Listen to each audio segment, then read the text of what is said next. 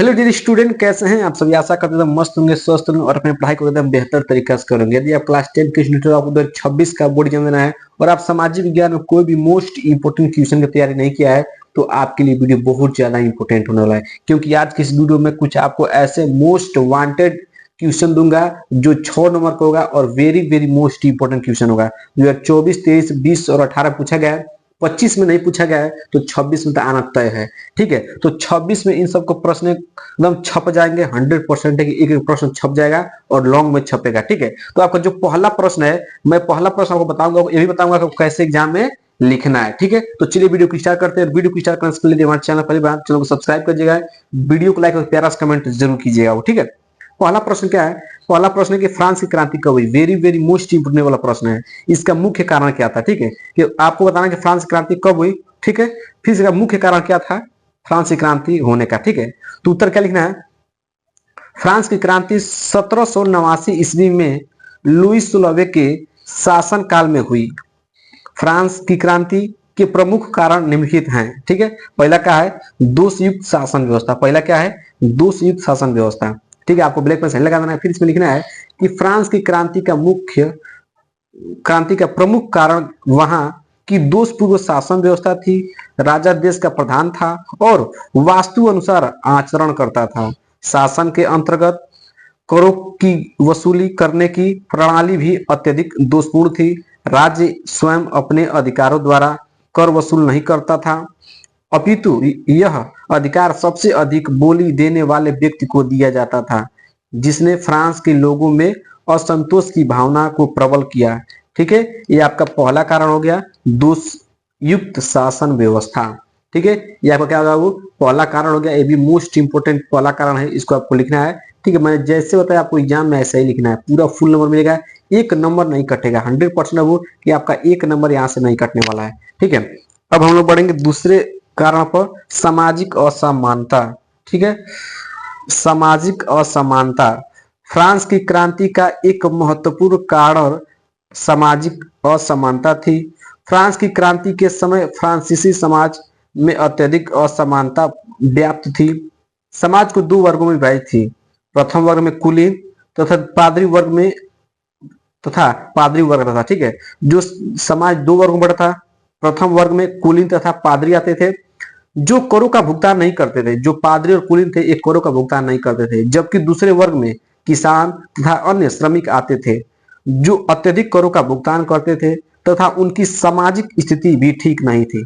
ठीक है, इस तरह आपको इस प्रश्न का उत्तर लिखना है। ठीक है, आपको बस इस प्रश्न का उत्तर ऐसा ही लिखना है, सामाजिक असमानता। फिर दूसरा लिखना है, दोष युक्त शासन व्यवस्था। ठीक है, आशा करते हैं कि आपको प्रश्न नंबर 1 अच्छे से क्लियर हो गया बिना किसी समस्या के। ठीक है, फ्रांस की क्रांति कब हुई, इसका मुख्य कारण क्या था, मैंने आपको बता दिया है। आप इसका स्क्रीनशॉट ले लीजिए और अपने कॉपी पर लिख लीजिए। फिर हम लोग पढ़ेंगे दूसरे वाले प्रश्न पर। दूसरा वेरी वेरी मोस्ट इंपोर्टेंट प्रश्न होगा। ठीक है, चलिए अब हम लोग मिलते हैं अगले वाले प्रश्न पर। अब आप प्रश्न नंबर अगला देखिए। अगला प्रश्न है कि साइमन कमीशन की रिपोर्ट से कांग्रेस क्यों असंतुष्ट थी। ठीक है, जो साइमन कमीशन था, ये भी वेरी वेरी मोस्ट इंपोर्टेंट प्रश्न है। 24, 23, 22, 20 में पूछा गया है और 2025 में भी ये प्रश्न आया था। मैंने आउट लिखा है 2025 में, मतलब आ गया था, और 2026 में भी आएगा। ठीक है, क्योंकि साइमन कमीशन मोस्ट इंपोर्टेंट एक टॉपिक है। ठीक है, तो साइमन कमीशन की रिपोर्ट से कांग्रेस क्यों असंतुष्ट थी।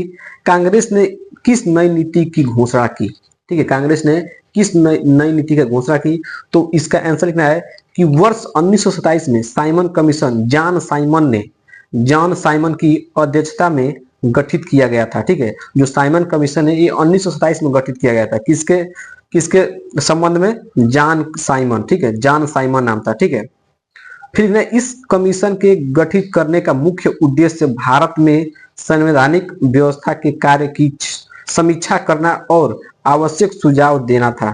कांग्रेस के साथ भारतीय नेताओं ने अन्य साइमन कमीशन का विरोध किया, क्योंकि इसमें कई भारतीय सदस्य शामिल नहीं था। साइमन कमीशन वर्ष 1928 में भारत आया था। मुस्लिम लीग ने भी इसका विरोध किया था। भारतीय नेताओं का मानना था कि भारतीयों के भविष्य का फैसला करने का अधिकार केवल भारतीयों के हाथों में सुरक्षित है। ठीक है, इस तरह इस प्रश्न का आपको उत्तर लिखना है। साइमन कमीशन की रिपोर्ट से कांग्रेस की असंतुष्ट थी। ठीक है, आशा करते हैं कि ये प्रश्न आपको एकदम अच्छे से क्लियर हो गया। मोस्ट इंपोर्टेंट प्रश्न था। अब हम बढ़ेंगे अगले वाले प्रश्न। तो अगला प्रश्न क्या है, बहु बहुउद्देशीय नदी घाटी परियोजनाओं से आप क्या समझते हैं? वेरी वेरी मोस्ट इंपोर्टेंट प्रश्न है, 2025 में प्रश्न आ चुका है। ठीक है, वेरी वेरी मोस्ट इंपोर्टेंट मैंने ऑलरेडी लिख दिया है कि बहुउद्देशीय नदी घाटी परियोजनाओं से आप क्या समझते हैं। ठीक है, तो इसका उत्तर आपको कैसे ध्यान समझेगा। जिन नदी घाटी परियोजनाओं के द्वारा एक साथ अनेक उद्देश्यों की पूर्ति होती है उन्हें बहुउद्देशीय नदी घाटी का परियोजनाएं कहा जाता है।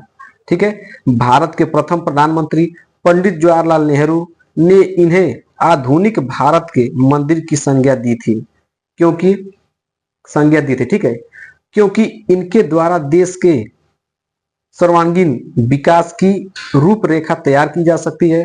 स्वतंत्रता प्राप्ति के पश्चात देश में खाद्यान्न उत्पादन, औद्योगिक विकास एवं भूमि संरक्षण में क्रांतिकारी परिवहन लाने के लिए इन परियोजनाओं को प्रारंभ किया गया था। ठीक है, तो इस तरह आपको बहुउद्देशीय नदी घाटी परियोजनाओं सब क्या समझते हैं आपको लिखना है। 4 नंबर का प्रश्न है और ये भी इंपॉर्टेंट प्रश्न है। 4 नंबर इस प्रश्न को आप कर लेंगे तैयार हो जाएगा। ठीक है, अब अगला प्रश्न बढ़ेगा। अगले प्रश्न है, पहाड़ी क्षेत्रों में मृदा अपरदन की रोकथाम के लिए क्या कदम उठाने चाहिए? वेरी वेरी मोस्ट इंपोर्टेंट प्रश्न है। 24, 23, 22 और 25 में पूछा गया प्रश्न कि पहाड़ी क्षेत्रों में मृदा अपरदन को रोकथाम के लिए क्या कदम उठाने चाहिए। ठीक है, तो उत्तर क्या लिखना है, पहाड़ी अथवा पर्वतीय क्षेत्रों में मृदा अपरदन को रोकने के लिए निम्नलिखित कदम उठाए जा सकते हैं। ठीक है, निम्नलिखित कदम उठाए जा सकते हैं। पहला क्या है, समुच्चय कृषि को अपनाकर। ठीक है, समुच्चय मतलब एक अच्छी प्रकार से कृषि को अपनाकर क्या कर सकते हैं, मृदा अपरदन को रोक सकते हैं। ठीक है, दूसरा सोपानी खेती का बढ़ावा देकर। ठीक है, जो सोपानी खेती होती है उसको बढ़ावा देकर क्या कर सकते हैं, उसको क्या कर सकते हैं हम लोग, क्या कर सकते हैं, वो मृदा अपरदन को रोक सकते हैं। ठीक है, अगला प्रश्न है कि सीढ़ीदार कृषि की पद्धति का प्रचलन। ठीक है, जो सीढ़ीदार है ये कृषि की पद्धति का प्रचलन, मतलब जो सीढ़ीदार खेती होती है, बहुत से राज्य हैं जहां पर सीढ़ीदार खेती होती है। ठीक है, तो उसको अपनाकर हम क्या कर सकते हैं, मृदा अपरदन को रोक सकते हैं।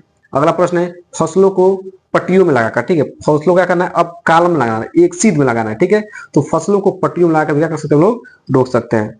अगला है, पर्वतीय ढालों पर वृक्षों की मेखला बनाकर। ठीक है, पर्वतीय जो ढाल है वहां पर वृक्षों क्या बनाकर, मेखला बनाकर क्या कर सकते हैं, इसको आसानी से कर सकते हैं, रोक सकते हैं, मृदा अपरदन की रोकथाम को आसानी से रोक सकते हैं।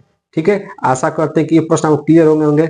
मैंने आपको टोटल 4 मोस्ट इंपोर्टेंट क्वेश्चन कराया है। इन चारों प्रश्नों को आप कर लेंगे बाबू तो यहाँ से आपका कोई नंबर पक्का हो सकता है। ये सब प्रश्न वेरी वेरी मोस्ट इंपोर्टेंट प्रश्न है। तो आपको वीडियो कैसा लगा कमेंट बॉक्स में जरूर बताइएगा।